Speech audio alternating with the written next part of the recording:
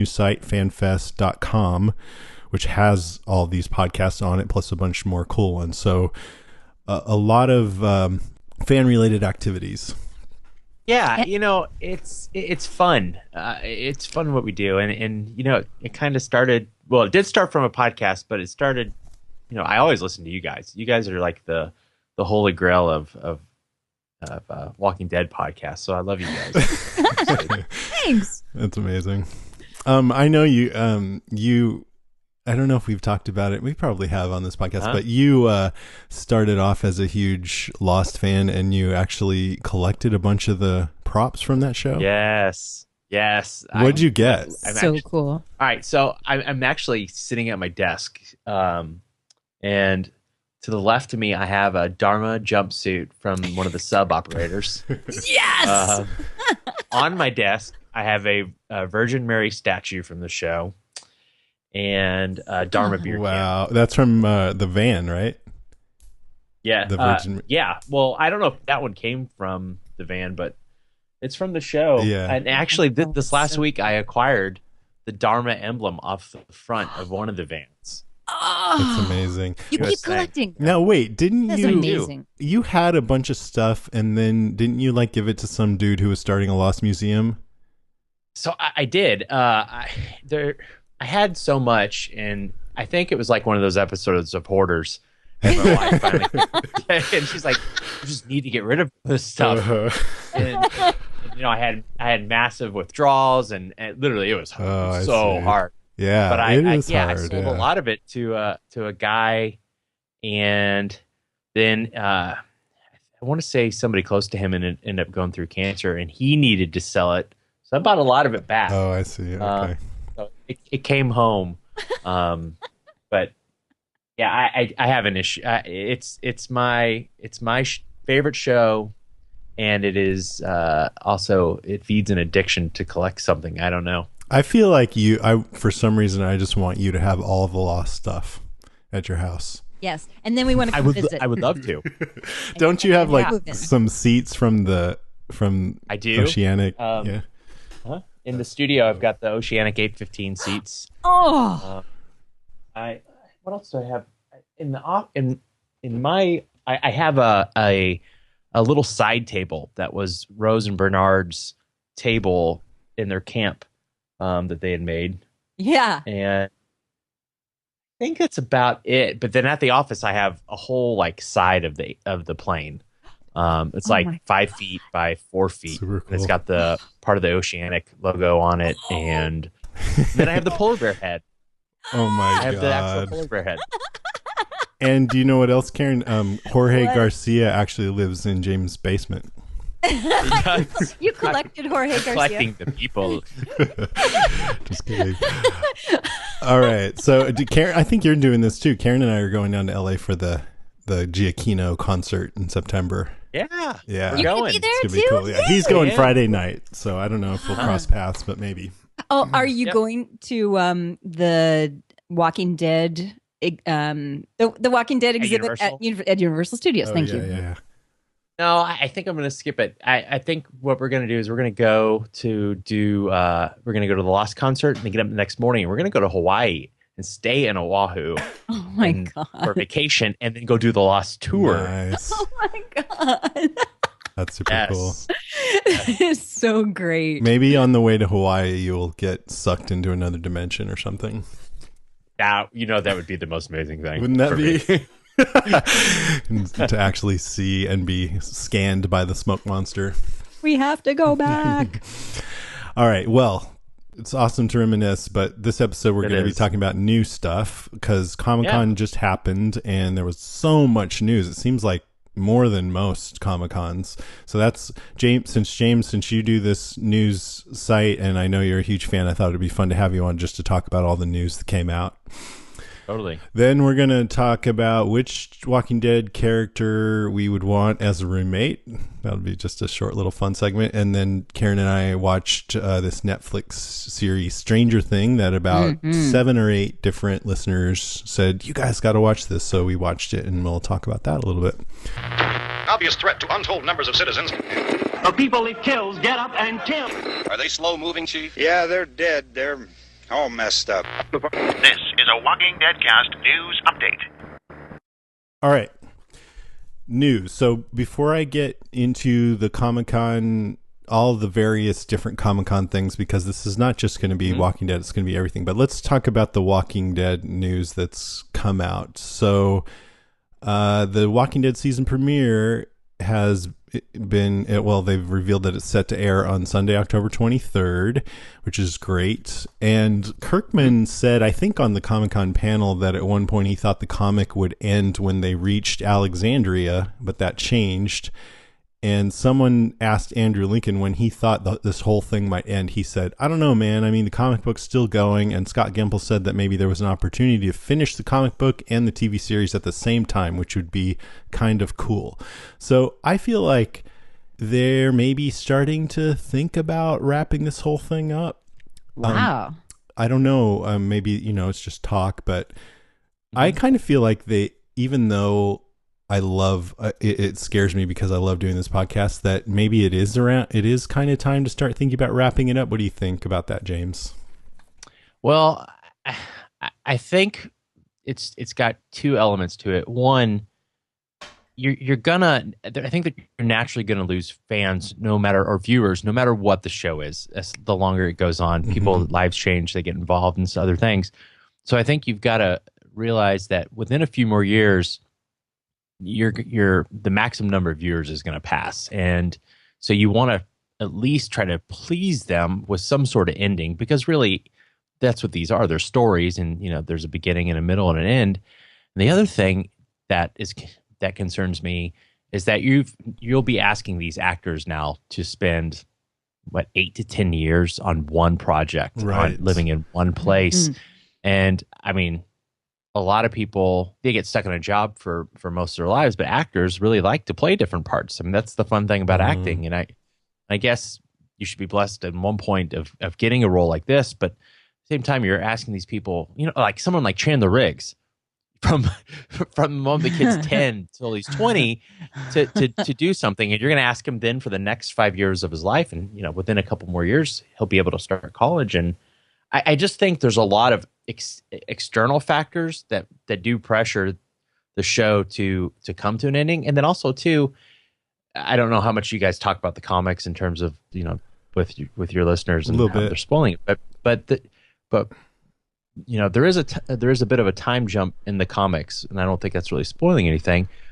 I don't think they can address that on the show. I don't think they could go from a season to a season and go, oh, it's been 3 years or it's been 2 years. Paste a beard on Carl or something. Yeah. I think they're going to. I think they're gonna have to. They're gonna have to just keep the story going, but go with the comic book storyline, which is fantastic. Yeah, I agree. I think we're definitely on the down slope. With I think maybe 3, maybe 4 more years. Yeah. They all talk that they could go on for another 10, but I just don't think it's realistic to ask viewers and the actors themselves to commit so long to one thing. Right. Andrew Lincoln, I think, is going nuts. And the paradoxical thing about it is, yes, they are doing this show for so long, but the more they do it and the more popular it gets, the more notoriety these actors get. And so that means that they have more opportunity to do different things, go into movies or whatever. A motorcycle TV show. Yeah. Or I mean, I'm sure Andrew Lincoln at this point could go do a really cool movie or something if he wanted to. But one thing I always say too, not to dwell on this too much, but a show, a lot of great shows recently, like Breaking Bad and Mad Men, have had sort of an arc in mind, and so it works so well to stick the landing. But if a show doesn't have an ending in mind, then the only way that it's going to end is if people don't like it anymore. Right, and I don't want to see that happen. No, and exactly. I don't think it will. But I there is nothing wrong with going, all right, we have a vision on how this show is going to end, and let's start writing towards that. Even if it's a few seasons from now. And that's what Lost did. Yeah, exactly. That is what Lost did. That's exactly right. And I read somewhere that we can expect some significant deviation from the comic books this season, that it's not going to follow follow exactly along the lines of the comic for this storyline. Is the tiger an elephant? No, it's a dog. You've seen it.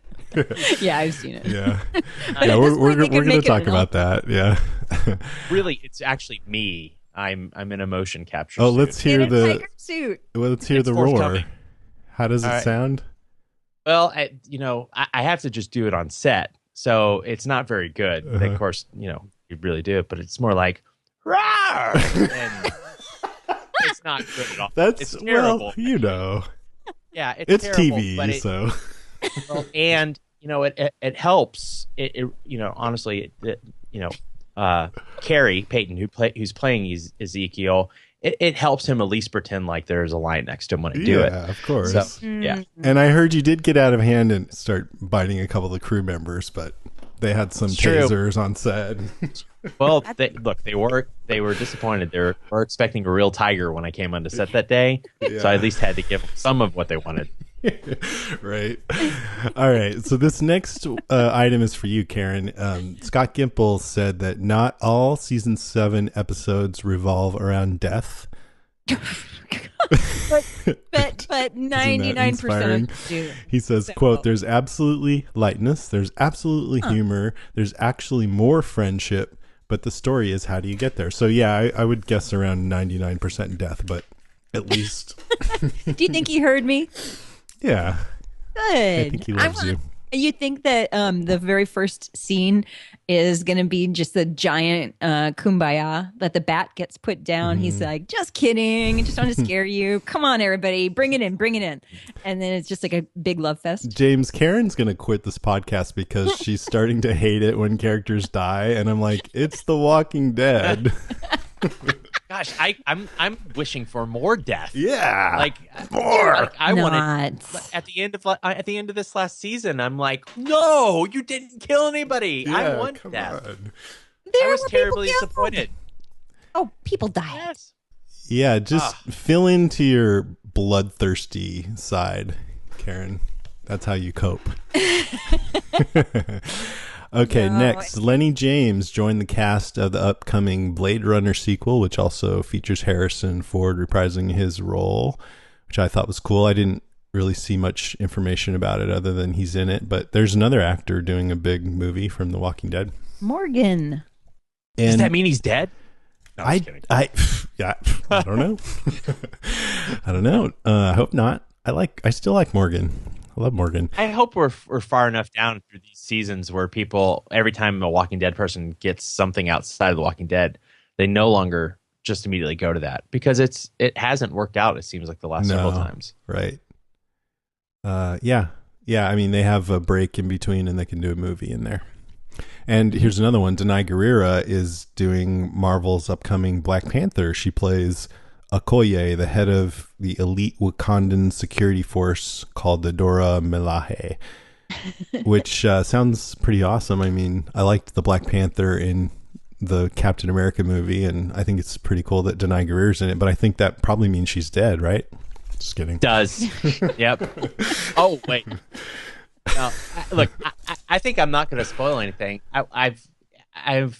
I'm hearing in the world that there's going to be a lot more single character episode, centric episodes this season.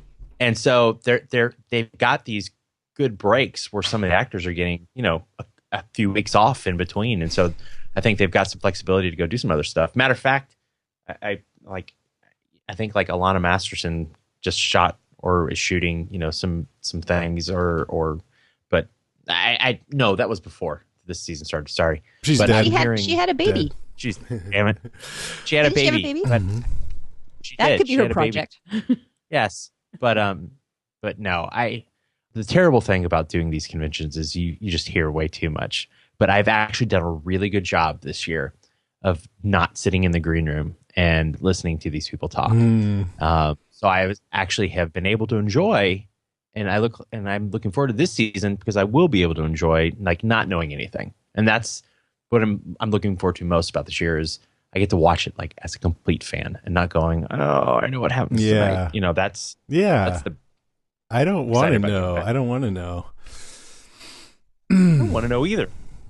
Yeah, when I did my zombie stint on season 2, I found out Sophia was in the barn a few months before anybody else knew. And oh, yeah, and I was shocked in the moment. So maybe I just had my shock early, but when it actually happened on the show and everybody was so moved by that episode, I was just like, yep, there she is. See, that's the episode that sold me on this show. Yeah. That was the episode that made me go, all right, this show's got it. And Because and, of the and Karen, handsome that's zombies. why I want the death. That's why I want the death. You want the death because of that? Because of the little girl who that died? moment, yes, You're that a moment. troubled And man. every time somebody dies, it's just, it's like Game of Thrones. Yeah. I mean, Oh, they just yeah. killed everybody, and I love it. Yeah. You people are sick. See, Karen, you just don't realize that you feel the same way subconsciously. You think that's it? Yeah, because think if that's no it? one died on the show, would we still be watching it? That I seek? No, I No, have a real we problem wouldn't. with people leaving. I don't want anyone to leave. I want all my friends in I one know, place forever. I know, but all right. You're not going to change. We're going to bring on a therapist next time. That's a good idea for you. Because if no one ever died on this show, then it would be totally lame. A zombie show where no one ever dies. I want the zombies to die. I think you people are the sickies, but that's just my opinion. You say that, but you wouldn't be watching. You wouldn't still be Maybe I watching. would. There's don't great think zombies to kill, and I'm very, very interested in all of the ways that Well, they make the world work again. Here's why you wouldn't be watching, because the show would have been canceled by now. Yeah, that's probably one. Yeah. Okay. I realize I'm in the minority. I know. Yeah, I really don't think you would like it.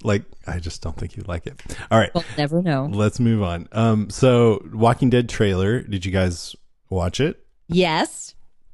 Yeah. And it was interesting. I mean, I knew it was going to be really tough to do a trailer on season 7 because there's 13 characters that they can't show. Yeah. And so it was like watching the supporting cast trailer almost, except for Morgan and Negan and Carol. Mhm. But I loved the way that they kind of made up for that by showing moments from these characters' past. So here we go, you guys listening. If you hate spoilers, you should skip ahead a few minutes because we're going to talk about the Walking Dead trailer. There's not that much spoilery about it, but just a little bit about next season. So it's Negan repeating, "I'm going to beat the holy hell out of one of you," and then he's counting down. And during this countdown, it shows moments of the characters' past, like Glenn proposing to Maggie, or Glenn going woohoo in that red Dodge Charger from the season 1.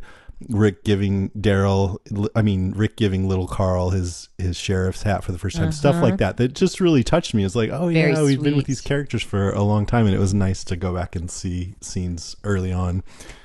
And then after that, they just it was like trying to edit together something, not showing anybody. But pigs and horses and tigers, oh my. Yeah. So what did you think, Karen? I loved it. I thought it was great. It was neat how they projected the memories, the flashback kind of the old memories onto what looked like the wood of a bat. And so that was kind of neat how they did that. Mm-hmm. And then they sort of pull back and you see that it's bat. And I loved that. Then they went, so that was the first half. And then the second half is showing what's coming up in the next season. And at one point, they have Carol saying something like, I don't know what's going on in the most wonderful way. And I'm thinking, wow, you're speaking for everybody. And she's saying it in this really chipper, goofy voice. Yes, exactly. Which is like, what is going on there? It's very intriguing. At the very end, we hear just a little snippet of the Bear McCreary score, the iconic doo doo doo doo doo doo doo. It's so neat, and it was like, oh wow, yay, it's coming back. It was fun, so I liked it. Get you hyped up for the season. What about you, James? I really liked it. It was kind of a callback. I think it was 2 years ago when they did the Terminus car one, and then they had the whole back half of it, Beth. And so that's what this one felt like. It was the whole the kind of flashback, and then you saw some pieces, and then you had the Terra whole focus. And I really liked what they did there because personally, I'm a huge Alana fan. I mean, she's like one of my favorite people. But I'm really excited about it. I don't think you could have done it any other way though. You would give up anything, and I know people are like freezing every frame trying to figure out clues as to, if any of them are alive. But man, I tell you what, I'm loving everything I'm seeing out of Jeffrey Dean Morgan. I just wish, Me too. He could make it profanity laced, of course, but I really like it. And the moment that sticks out to me the most, I don't know why it is there's like a 3 to 5 seconds where he is sitting next to Olivia pouring lemonade, and it feels like he's got her like hostage or something, and it's just something really creepy and intimidating about that moment for me that really I think is going to be an example of just how he is on the show. Yeah, I mean, you can see from the trailer, there's Dwight saying everything's his or will be. Negan says there are rules, you earn what you take. Spencer says we should have made a deal with him when we could have. So it's pretty clear that Negan is in control here. And that's going to be at least what the first part of the season is about, which is, I find that really exciting because it aligns with the comic. But as far as profanity goes, I read that Jeffrey Dean Morgan does, I think every scene they'll do a few takes where he can just cuss as much as he wants. So I think they're going to put a lot of that in the Blu-rays and stuff. That's got to be so much. I'm sure when you filmed, like my scene was 90 seconds when I played a Walker, right? And it took like 12 hours to shoot 90 seconds. Yes. I'm thinking they're redoing all of these scenes just so he can cuss to put it on Blu-ray. Like, oh, that's got to be so much extra work. I know, but it should make it so much better. And part of me, like, wishes, like, and you wouldn't do it, but almost just don't ever watch the one that goes to television. Just hold out for Blu-ray. Just like, I'm skipping this year till it comes out, because it would be so much better just to watch like the finale scene, to actually hear him, F this, F that. And for the first time, just to have that be the impression, I think would have been so amazing. Right. Yeah, because if anybody kills, like somebody kills Dwight, Negan's going to say, fuckity fuck, not Dwight. Exactly. That's what he's gonna say. All right. Nick Cotero, by the way, said the whole thing about the trailer is the promise of new worlds, and that's really what's out there: the Sanctuary, the Kingdom, Alexandria, and wherever Tara and Heath are. To me, that's what's most interesting. So broadening out the world even more than they did this last season. Wherever Tara and Heath are. Interesting. I didn't really even think about that. Last we saw them, they went off on some mission together. Yeah. And they went she's laying there in the woods with her knife shaking and lots of cool looking zombies around. Go, Tara. Die, Tara. Yeah. No, just kidding. Just kidding. All right. So they also had a Fear of the Walking Dead trailer, which I know probably neither of you care about, but I'm just going to quickly talk about it. So I actually watched it. Okay. I did.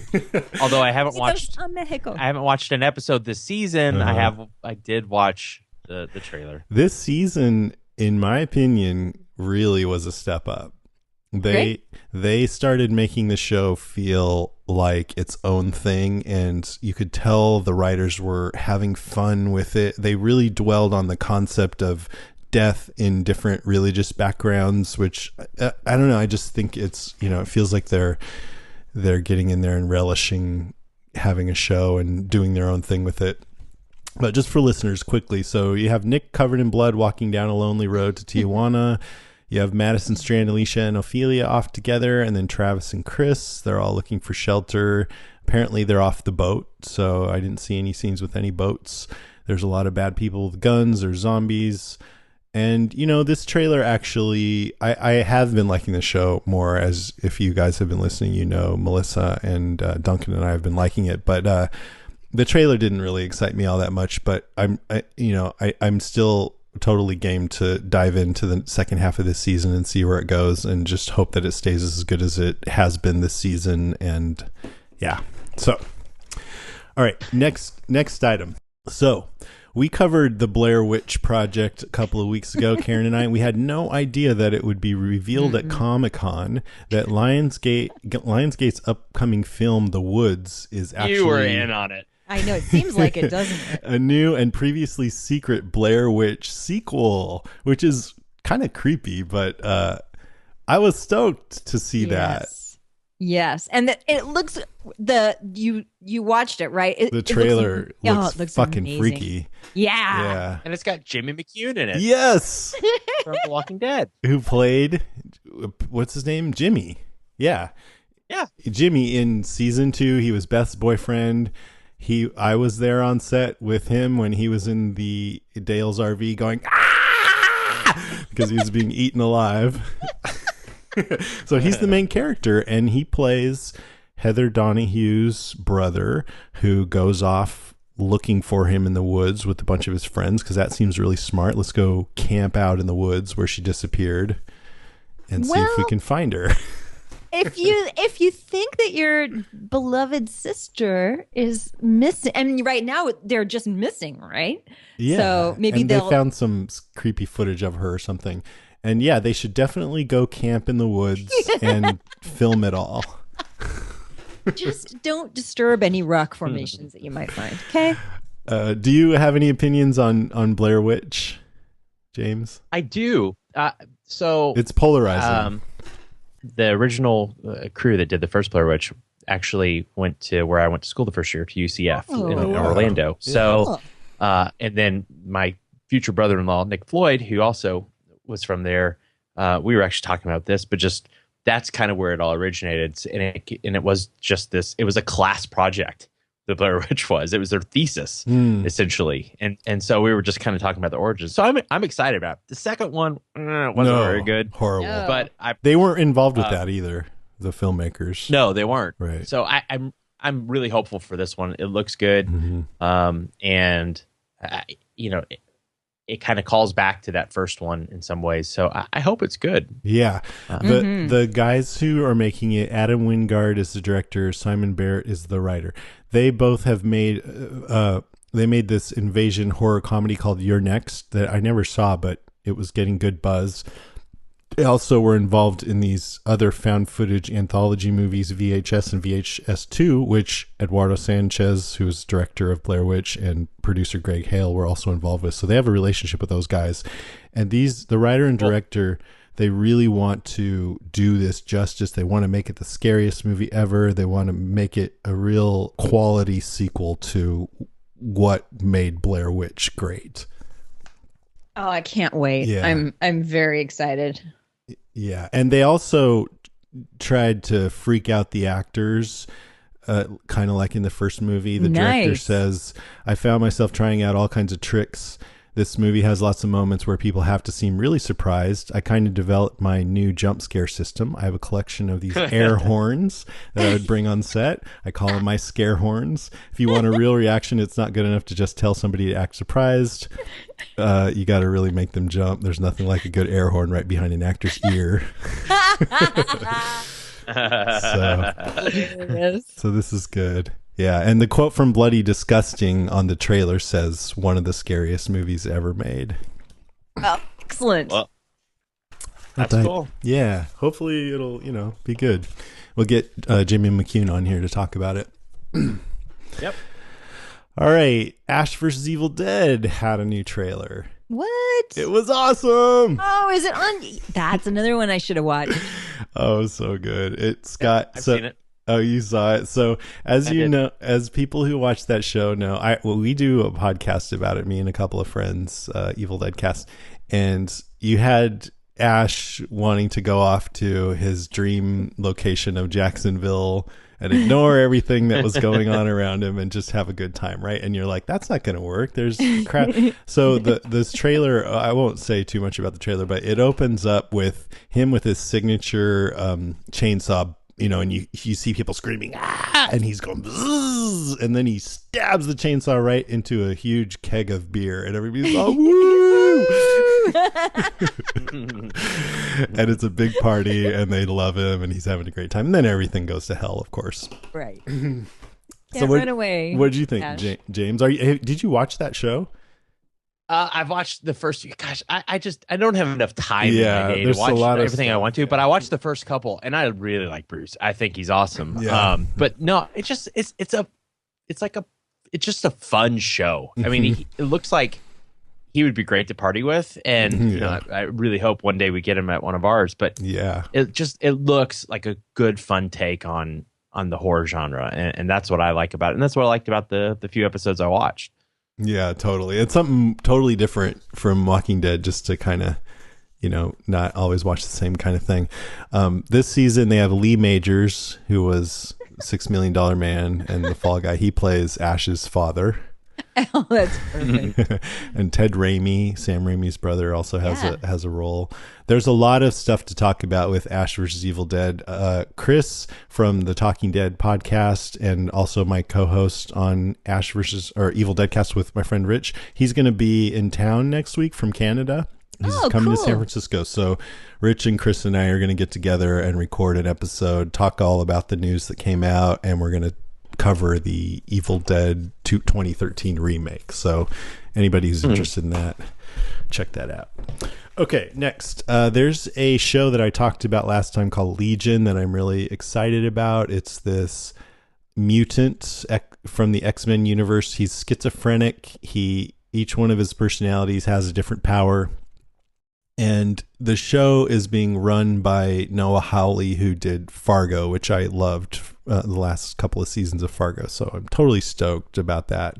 Karen, you said you watched the trailer. What did you think about it? I loved it. I thought it looked amazing. FX is coming out with some really cool stuff. Mm-hmm. So it's a partnership between FX and Marvel, and it's got actors that I love, including Dan Stevens, who was in Downton Abbey, and he's fantastic. It's got Aubrey Plaza. He's so different in it than he was in Downton Abbey.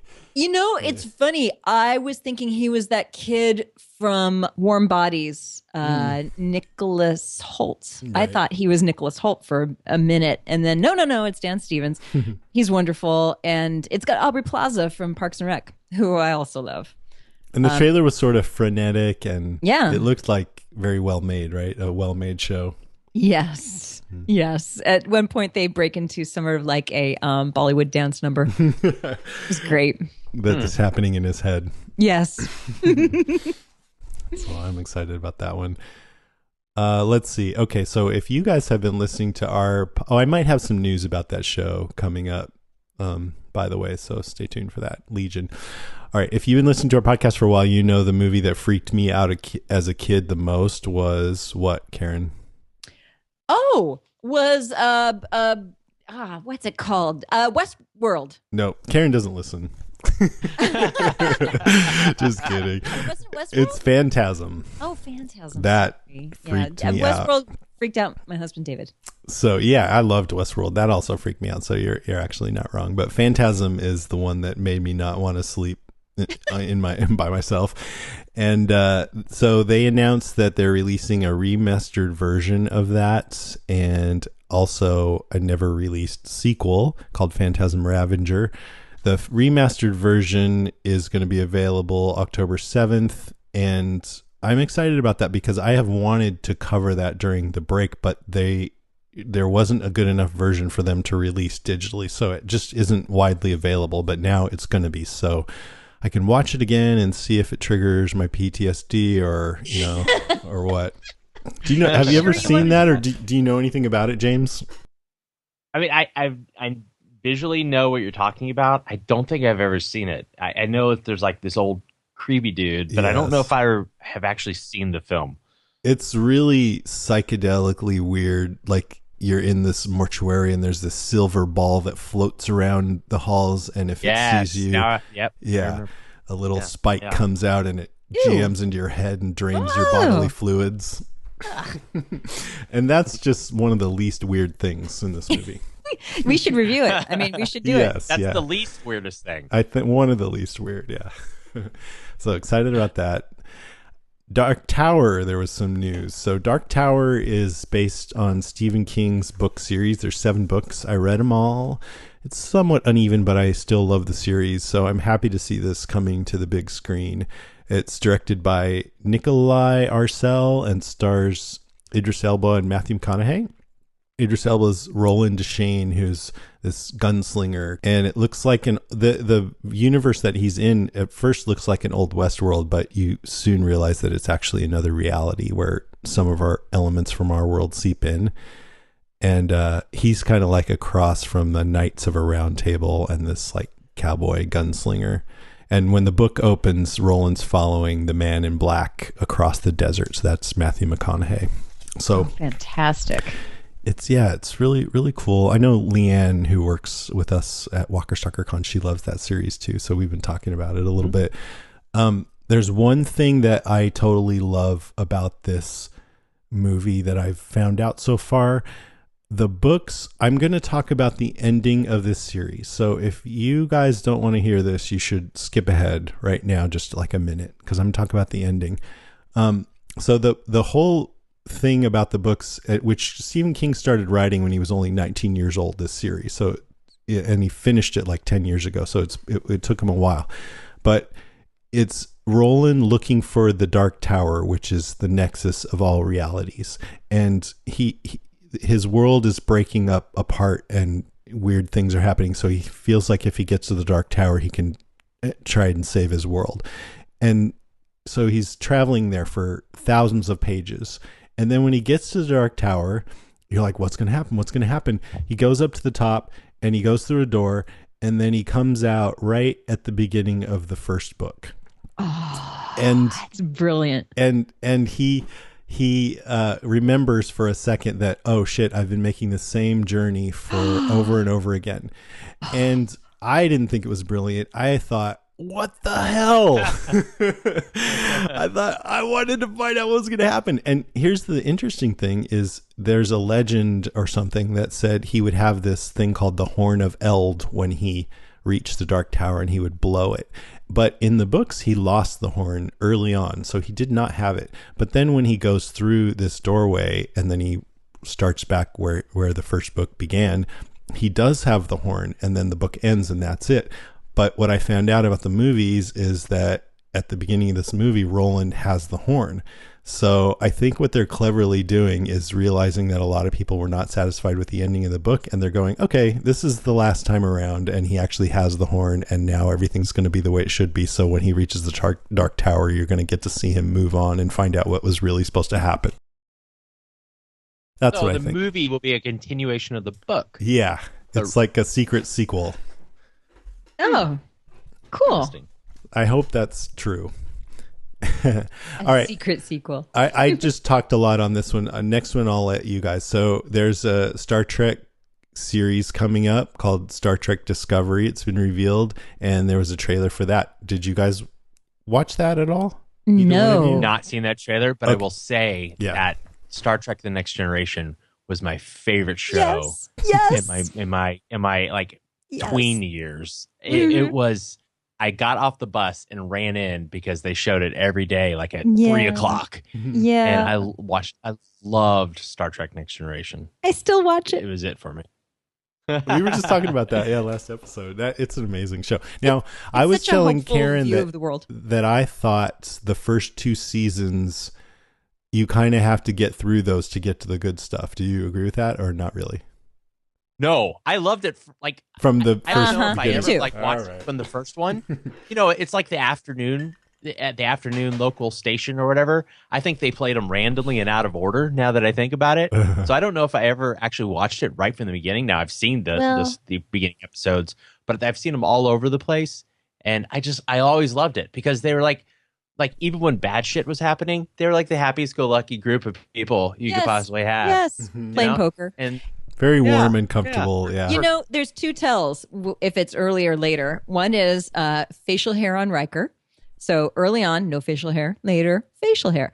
And second, the other tell is early on, Deanna Troi is in a miniskirt. Later on, not so much. She's in a uniform just like everybody else. Like a cat suit, a tight fitting. Yeah, exactly. Those are my 2 best tells. For me, it's if it's later on, it's good. No, I'm just kidding. No, I love that show too. It's one of my all-time favorites. I was just watching it before we started podcasting. I was just watching the one called The Game that has, by the way, what's her name? Ashley Judd is on special guest star, and they play that game where it makes them feel all high. And then I was thinking, maybe it's not such a bad thing to be taken over by a race of people that just want to make you feel good. I mean, I've always had a lot of sympathy for Wesley and his little friend as they try to battle, the forces. But later on, I'm like, that game actually seems kind of great. And really, is it so bad? So I pre-ordered my PlayStation VR. It's coming in October. It's the game, man. Be careful. So I'm excited about this new series. We really don't know much about it. The little teaser just showed the new ship, which is the Star Trek Discovery. It looked like, a pretty similar to any Federation ship with a disc and the warp nacelles, but it also had a bit of a Klingon-ish, sharp, angular look to it. Huh. Like maybe it's more of a warship, but I don't know. There's rumors that the series will take place between the first original Star Trek and Next Generation, but they're being really secretive about it. I'm excited. I cannot wait. And the showrunner is I'm excited about it too. Brian Fuller, who did Hannibal, which is a really well-regarded show. So so I'm sure we'll all be watching that, right? I'm knocking wood. Yes. All right, so quickly, Captain Marvel is a new Marvel movie slated for 2019. She's this a woman. She's a superhero in the Marvel universe that's kind of like Superman-like powers. And they just announced Brie Larson, who was in The Room, is going to play her. Which she's wonderful. Really cool because she's so good. Yeah. Yeah, she's so good. Mm-hmm. And then there were trailers for DC movies. Who watched the Wonder Woman trailer? Either one of you guys? Nope. I did. What'd you think? It looks awesome. Yes. I'm really excited about it. It's just got this great feel to it. I liked everything about it. The look. I can't really put into words exactly what it was, but it's just the feel of it. It was like a female James Bond almost, but she's Wonder Woman and she's got superpowers and can kick butt. But it felt like a espionage spy movie. Yeah. Just the way it was laid out. It's World War II era. It has Chris Pine, who's Kirk in the new Star Trek movies, as Steve Trevor. It's got a feminist bent, like you got Steve Trevor and Wonder Woman together, and then this Steve Trevor secretary, Wonder Woman, says, "What's a secretary?" She goes, "I go where he tells me to go, and I do what he wants me to do." She's like, "Well, where I come from, that's called slavery." Ooh. So stuff like that. But and her magic lasso looks amazing. So I'm excited. There's a woman who directed the movie. Her name's Patty Jenkins. I wish I had a magic lasso. What would you do with it? Go shopping with it. Grab like some milk. My magic lasso. Well, you know what the lasso does, right? No, I have no idea. The guy who invented Wonder Woman back in the, I think, 30s or 40s, William Marston, he also invented the lie detector. And that's what the lasso does. When you wrap it around somebody, they're compelled to tell the truth. Oh my God. That's really interesting. That's not what I would have predicted. I would have thought that it was just some really great thing that, an extension of your arm, you can grab things. You can do that like too. An actual lasso. Yeah, you can do that too. Okay. We were talking yesterday. Nick and I were talking yesterday. My soon-to-be brother-in-law again about the Wonder Woman, this trailer, and we were talking about how great it would be to have her at a show. And I'm like, what we need to do? We need to clear out like a 50 by 50 space, put nothing in it, and then just set up ropes, and then put a little stand that says the Wonder Woman's plane, or what's it called? I can't think of what it's called exactly. The invisible plane, jet, or whatever. Yes, yeah. and then people that it's there, and just as a joke. I mean, it's a terrible joke, but just to have this space of emptiness, and claim that this is where it is, and people can take their picture with it. I love that. Maybe just have a chair, right? Yeah, or just have like a ladder, and you can say, here, step up to it. Or just have somebody dressed in like a Wonder Woman outfit, hanging from the rafters with just really thin lines just floating there right in the middle of it. That's awesome. Just like on the cartoon. I love it. I thought you were gonna say we would have a rope that we would tie around people and they would have to tell the truth or something. No, I like the invisible jet idea better. All right. There was also the Justice League trailer. Did you watch that one, James? I did. What'd you think? I did. I think Aquaman looks awesome. Yeah, that's Jason Momoa. Yeah, and that's about it. It didn't really build any real excitement for me. You didn't like the Batman Flash scene? The Batman which scene? Batman Flash. You know, it's Bruce Wayne going around and trying to recruit heroes, right. And he's in Flash's home, or Barry Allen. Right. Yeah, and he throws his Batarang at him, and Flash kind of moves to the side and looks over at the Batarang floating slowly by him and realizes, oh, this is Batman. Yeah. And then he gets all fanboyish on him. No, I think I was just more bitter because I love Grant Gustin's Flash. Right. And so I think I'm just a little disappointed that they didn't intertwine the worlds and let him be Flash. And then, of course, like, you know, I don't know if they ever would have incorporated Green Arrow or not, but meld the worlds, and because I think it would have drawn more viewers. So I think I was too busy just angry that wasn't Grant Gustin at that moment to be excited about that scene. I know what you mean, because I was going into it thinking, oh man, this Flash has a lot to live up to, because I think Grant Gustin's awesome and I love that show. But I think he did a good job. I was relieved, actually. I'm like, okay, this looks like it could be good. And I'm glad to see that they're lightening up the tone, which they're going to, you know, they kind of have to do, since these other movies haven't been going over so well, that people have been complaining that they're too dark and heavy. So right. I think it could be good. They had a Lego Batman trailer that was awesome. Karen, did you see the Lego movie? I loved the Lego movie with all my might. I will watch that anytime because it's so funny. So Will Arnett reprises Batman in this Batman-focused Lego movie. And there was this great scene with, he gets a Robin, and you see all these suits going by on this like conveyor belt, and they're all kind of flashy and gay looking. And he's trying to choose, oh, how about this one? And Batman's like, no. And then he grabs the Robin one, the traditional Robin costume, and he's all, oh, this is great, but the leggings are a little too tight. And then he goes, I'll solve it. And he just grabs the leggings and flips them off so his legs are bare. And he goes, there, now I'm free. Now I'm moving. Come on, Batman, let's get grooving. That's the great thing about these Lego movies is just the humor. Yeah. I mean, even I watched the Star Wars stuff with my kids, and just the little bits of humor that they throw into these things are just phenomenal. Yeah, they get to mess around with the formula a little bit and have fun with it.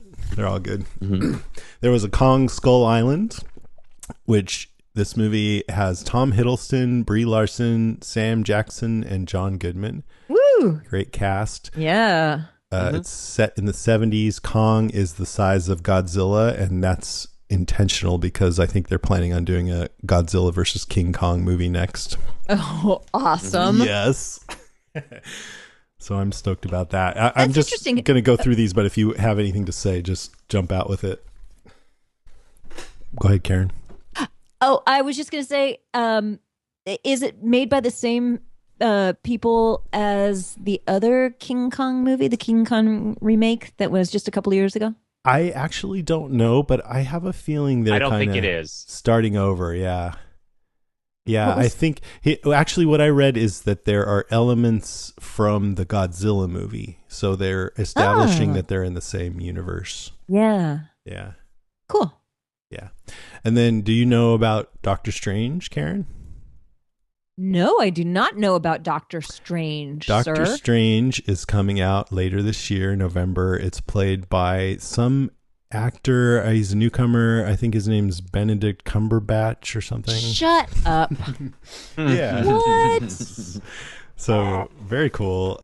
That character was created in the 70s, and he always had this kind of psychedelic, hippie, beatnik vibe.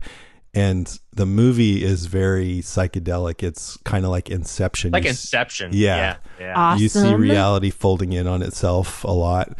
And there's this, Tilda Swinton plays this character called the Ancient One who teaches him things. I love her so much. Yeah, I think if you're going to watch a Marvel movie, this would be the one for you, Karen. That would be it for me. Wow, they made a movie for me.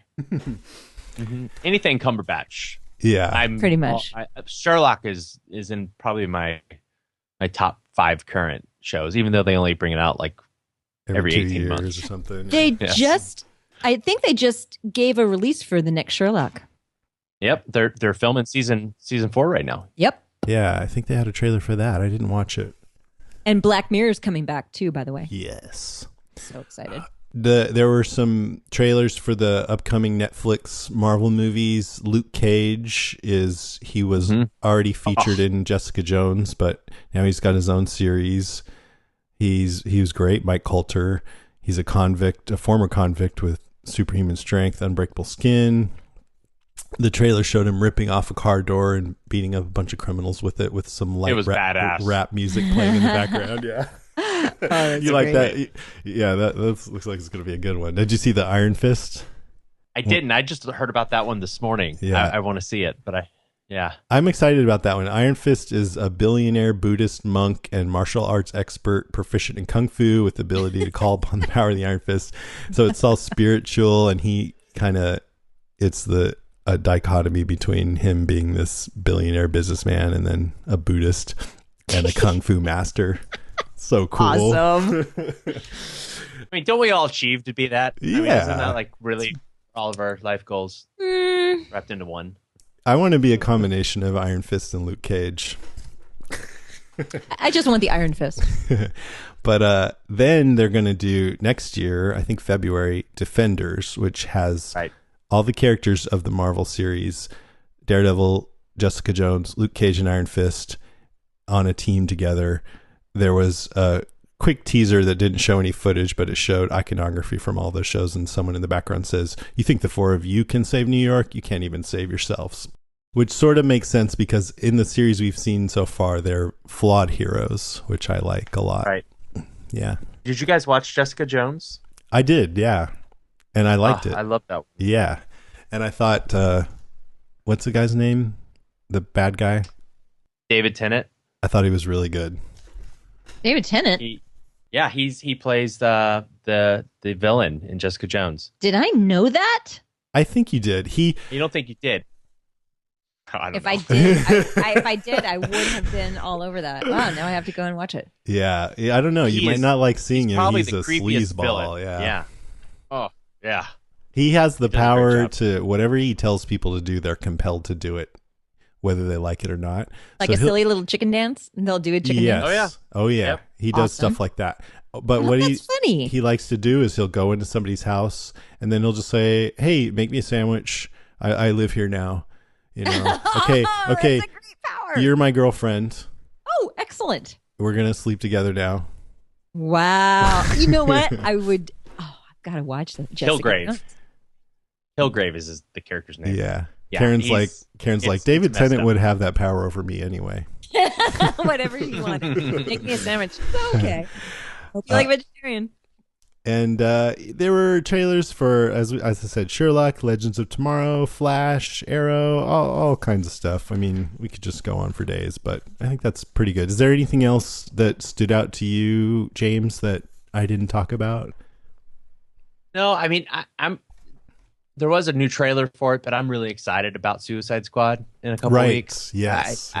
I just, it's got that kind of Guardians of the Galaxy feel to it, and which is my favorite Marvel movie to date. So I'm really excited to see Suicide Squad and hoping it's fun, but it's got a lot of action and good humor and good storytelling. We'll see.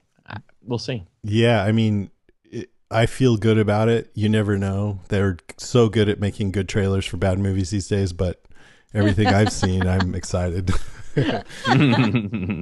All right. So is there anything that you would like to mention or promote before we wrap it up? No, I just thank you guys for letting me do this with you. I don't, you guys are always so much fun to listen to and to talk to. And, that's definitely something I always miss still when I get to do the Walker Stalkers podcast and miss having Eric on there. 'Cause it's just that good back and forth banter. But, no, you guys are great. And thank you.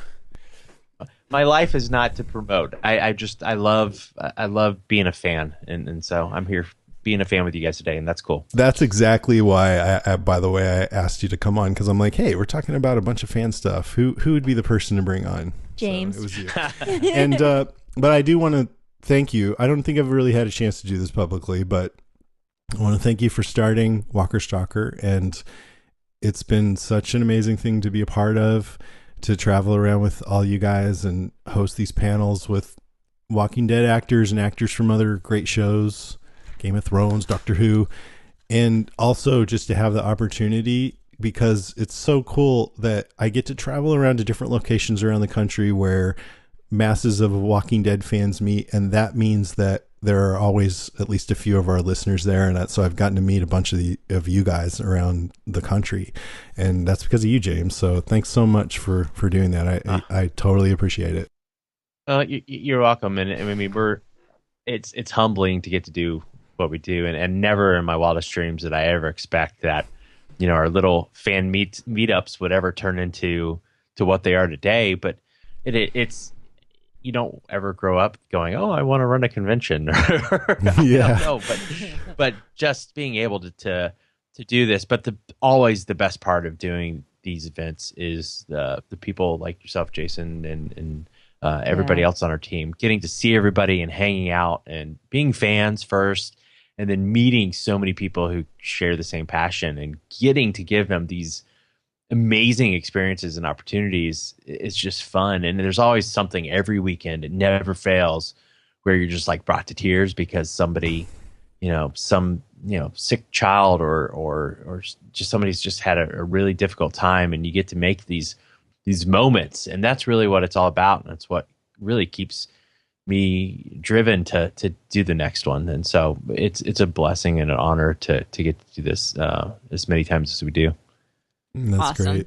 Great. James. All right, real quick before we go, which Walking Dead character, James, would you want as a roommate? Not in the zombie apocalypse, but in the real world, and why? All right. So I thought about this, and since my wife never listens to any of my podcasts, so that really frees me up to kind of speak openly. Okay. And look, I can't live with another guy. I just know, like, if I had to live with like a clone of me, it would just suck. So I couldn't live with another guy. So it's got to be a girl. And if you're gonna live with somebody, you probably ought to make it, at least worth your while, at least eye candy wise. So I'm actually, this may surprise you, I'm gonna actually go with Alexandra Breckenridge, just because even if you've taken some of the stuff off the show, she can cut hair, she can cook. Because good hair is so important.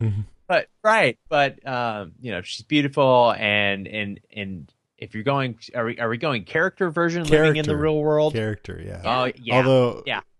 Alexandra is awesome. I mean, she's a good mom. Yeah, she's a good mom. I would be a little concerned that she'd probably cheat on me at some point, but that's who I'm gonna go with. Yeah, and she can find somewhere else to leave her kids. No, I'm just kidding. Oh, you just said her. You didn't say they had to bring anybody along. That's right. That's a good one. I thought about her too. Well, we're gonna do our whole segment on that, but I just wanted to get your take before we say goodbye. So that's pretty cool. It sounds like a good rationale. I think she's on my list too. Yeah, just put a disclaimer in the description. Mm-hmm. That my wife shouldn't listen if she decides for once. Got it. Because if your wife listens, then it's Eugene. Yes, totally.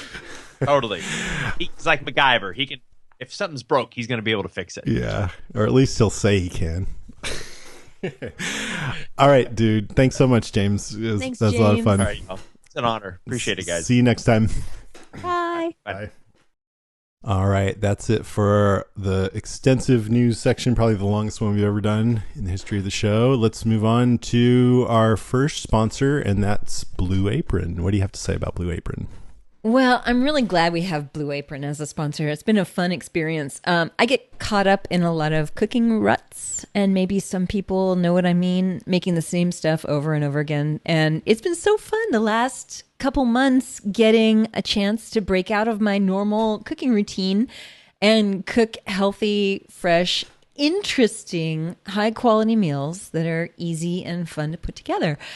And they are really actually easy and fun to put together because they take a lot of the shopping, any of the shopping, and they take it all and they give you a wonderful little recipe card and you follow the instructions and you make really amazing meals. And they don't repeat recipes within a year, which is great. And I'm also a problem, as everybody knows, because I'm a vegetarian, and Blue Apron really takes great care of my dietary needs. So that's kind of neat. I don't see that as a problem at all, by the way. And I don't think you should talk about it that way.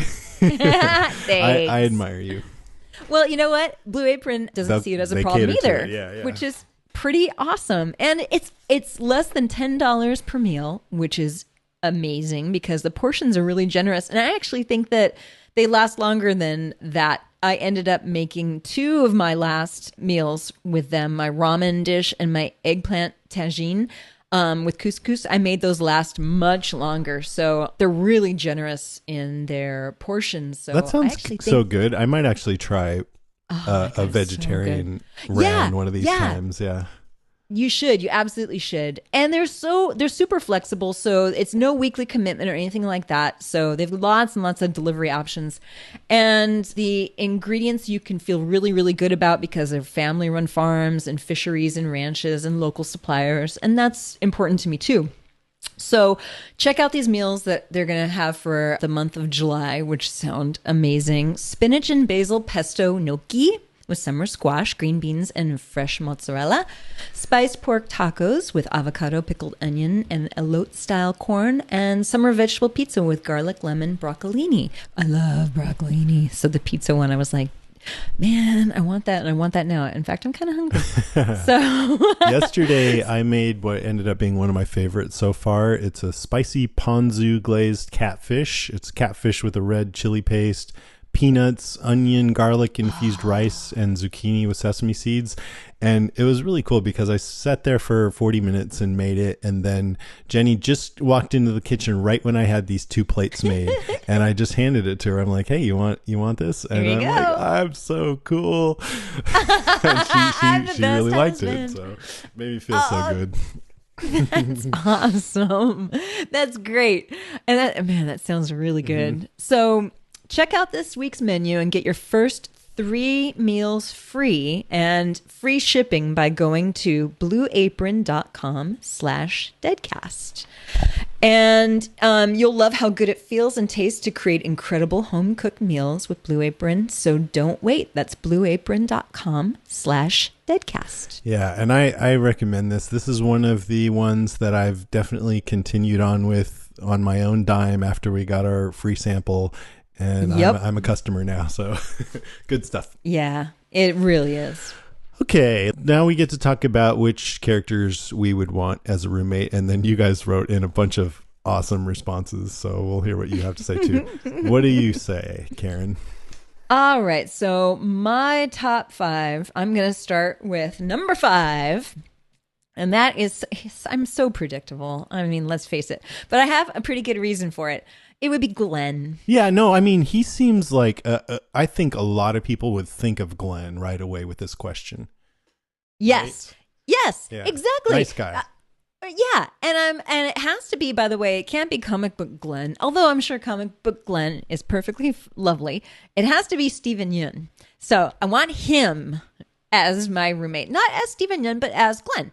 So he can go get us pizzas, and that's important. And he's smart, and he's resourceful, and he's funny, and he's kind. And we've seen that he doesn't mind going to the store to pick up stuff. Remember when he got the test kit for Lori?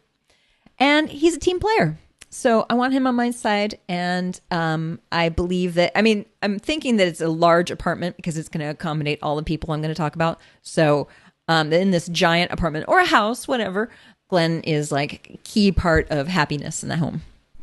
I didn't do a top 5, by the way. I guess I have a couple of picks, but. Okay, do it, man. Okay. Well, so just thinking about this, I'm like, all right. I started to get stressed out because I didn't realize this was going to happen, but I've had to find roommates before, not for a long time. You know, I'm married now. I have a kid. But in my 20s at college, and it could be fun, but it's also stressful because you're going to have to live with these people, and you don't always end up liking each other or getting along. And you're like, I want someone who's going to be okay. And so I'm like, do I want someone who has their shit together more than me and might judge me? Or who has their shit together less than me and might annoy me? No, I want someone who has their shit together about the same as me. Interesting. You know what I mean? And also I just look for people who I can hang with, who I think will be like low impact and I won't feel self-conscious around, but won't annoy me. Also, for a lot of people, like apparently James, it's also about hookup potential. Yeah, he was all about that. And I think about that too. In fact, when I went off to Boston to go to college, I became roommates with these 3 girls who I met online, in a roommate connection site or something. And come and knock on our door. Yeah, and I thought it would be fun to room with girls, maybe because there might potentially something happen. Was there a Chrissy? Well, there was this really beautiful brunette, but the main girl who was kind of the leader was this girl. Well, I won't say her name, but it turned out that I got along less good with her than any roommate I've ever had. We just totally butted heads. And the other 2 girls, because they didn't know me very well, they kind of sided with her at first. So when I first went out there, it was really a hard experience for those first couple of weeks until I started making friends at school. And then by the time the school year ended, the 2 other girls realized that I was the good guy. And we were all friends, and Jamie was just too aggro, and I don't know. Once I moved out, we actually became, got along better with each other. We didn't like hate each other or anything, but while I was there, it was totally miserable. But I did end up hooking up with one of those girls a couple of times. Wow. Which is cool, Nice. It's fun. And we're still friends. We like talk on Facebook every once in a while and stuff like that. So probably if I was single against my better judgment, I would probably pick Maggie. Of course you would. And then I would probably spend the next few months pining for her and Yes. heartsick. Yes. But you never know. Something might happen. She'll break an egg on your head. I know. And we'll play Portal together. I don't know. And then sparks will fly. But since I do have a couple more, but since you did a top 5, I bet I know what they are. So it's going to be Maggie and Andrea and Rosita and Jesse. Yeah, exactly. No, Maggie was the only one I chose based on the potential hookup mentality. So nobody else did I. But you go. Good now. to know. Well, and by the way, if David's not in the picture, I mean, there's hookup possibilities with Glenn. Well, wouldn't it still be Glenn? Yeah. Yeah, it'd still be Glenn. I don't know. I'm open minded. I've got a whole variety. So you're saying whole Denise? variety pack here. Yeah, exactly.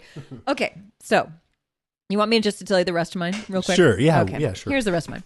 Michonne, because she seems cool and interesting.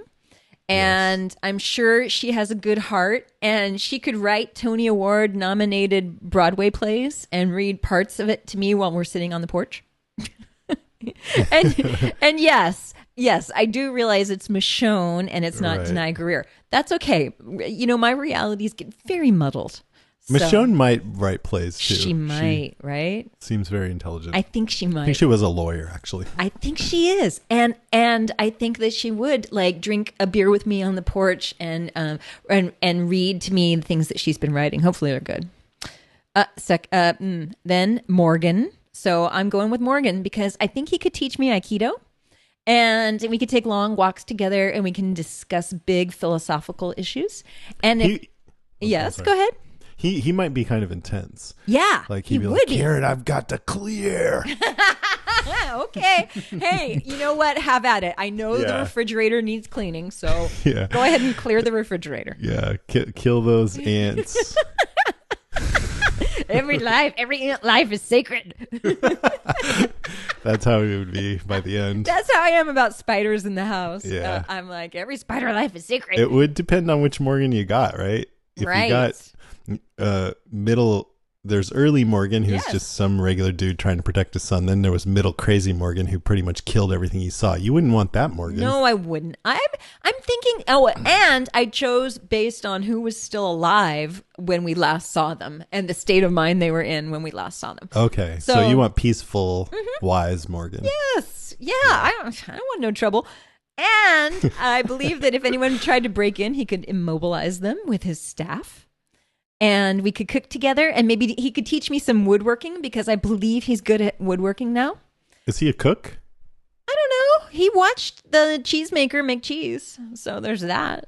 Okay, bad cheese, but okay. Right. With just a hint of AstroTurf. And then I want Jesus. And Yes, I Jesus. believe he's like MacGyver, so he'd be super handy around the place. And when we need to clean out like the rain gutters, I'd be like, dude, the rain gutters need cleaning out. And then he'd just jump, like Hop up. spring up and clean out the rain gutters for us. And he's also, I have to say, he's also easy on the eyes. And I'd make him like, See, you sound judgmental, but you're picking some characters based on their attractiveness too. I just like attractive, Yeah, there's nothing MacGyver wrong with types. that, yeah. And I'd also make him speak in an English accent. You're getting your realities mixed up. That's again. how okay. it's all right. Hey, that's You could okay. have Rick do that too, Oh, that'd be great. or Morgan.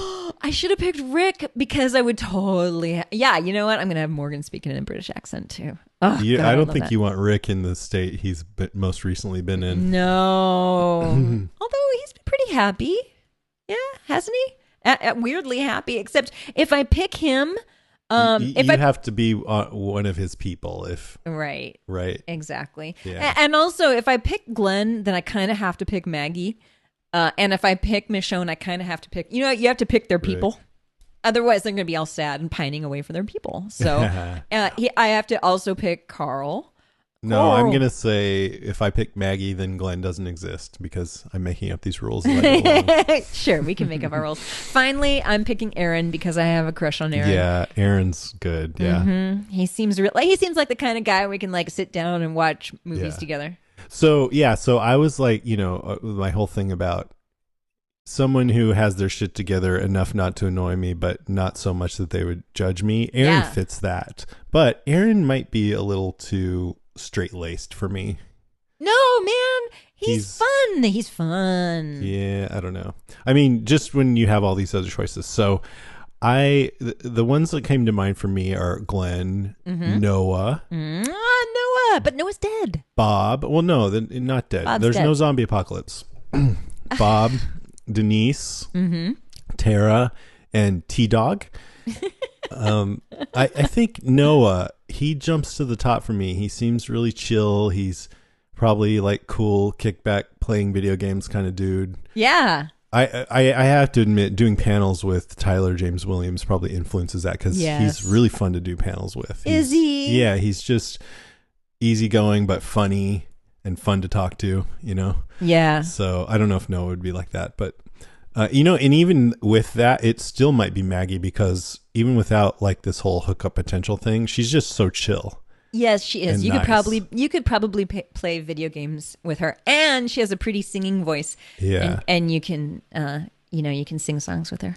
But I would have a hard time trying not to just be attracted to her though. That would be the problem. Good luck on that, pal. Yeah. Because And Lauren Jesus- Cohan. Jesus could be a lot of fun too. I think Don't you think? he's high energy, but I think that's cool. Yeah, he's So- gonna jump around. He's gonna do like parkour with you. It's a tough choice. I think I would probably pick Jesus. I think I'd pick Jesus, but we don't know him well enough yet, so my answer might change. Do you think his given name is Jesus? No, it's Paul Rovia. Oh yeah, that's right, Paul. Yeah, that's the other thing. I mean, he looks like Jesus, so that might be a little weird. No, Like, and then he's okay with people calling him Jesus. it's plus. I- You see I how like- chill he is? Can you imagine if one of your friends had a roommate? Oh yeah, this is Jesus. Jesus is a name, man. By Yeah, the way, what does that have to do with anything? By the way, what? Can we talk about funny roommates from hell? Oh sure, yeah. Governor? Oh yeah. Well, let's say Governor- who we would least want. Okay, so I think it'd be hilarious to have as my roommates Negan, the governor, right? The wolf, any of the wolves. I'd be fine with any of the wolves. Any of the officials from Terminus. I think all those guys would be hilarious, and we could all that would be a great reality show.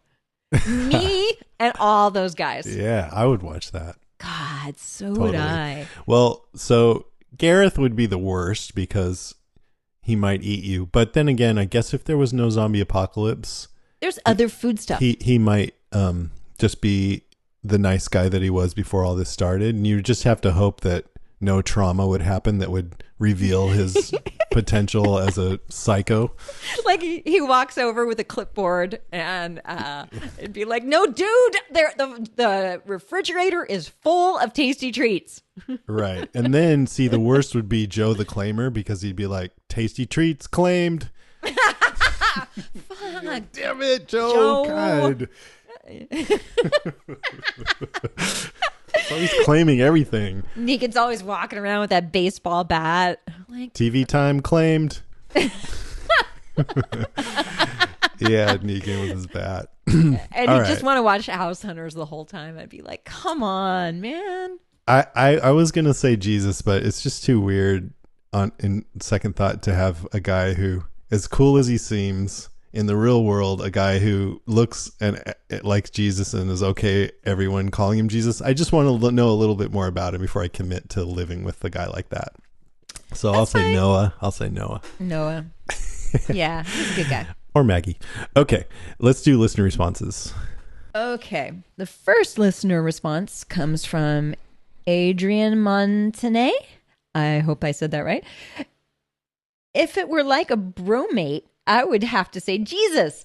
If I was single, he'd get all the girls flocking and it would be easy to be the wingman. Otherwise, Rosita. No explanation needed. God, I know. Rosita is so hot. Yeah, she is. She'd probably be pretty cool too. Although I would be afraid she would give me those looks that she gives the guys sometimes, like, you're an idiot. Oh, wow. You got a bad look. Good point.